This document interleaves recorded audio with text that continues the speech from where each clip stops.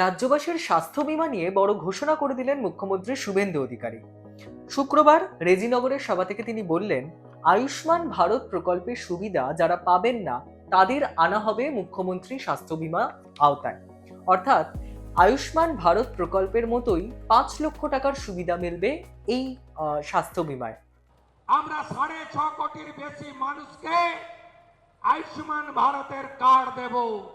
যারা আয়ুষ্মান ভারতের কার্ড পাবেন না তাদের জন্য মুখ্যমন্ত্রী স্বাস্থ্য বীমা যোজনায় 5 লক্ষ টাকার চিকিৎসা ফ্রি দেব এবং সেই চিকিৎসার কার্ড আগের সরকারের মতো শুধু বাংলায় নয় গোটা ভারতে যাতে সেই 5 লক্ষ টাকার বেনিফিট পান সেই ব্যবস্থাও আপনাদের সরকার করবে।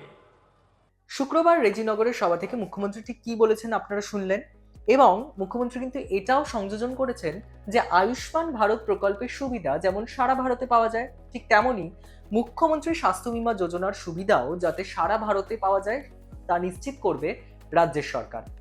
অর্থাৎ রাজ্যের বাইরে গেলেও আপনি সেই বীমার আওতায় কিন্তু চিকিৎসা করাতে পারবেন।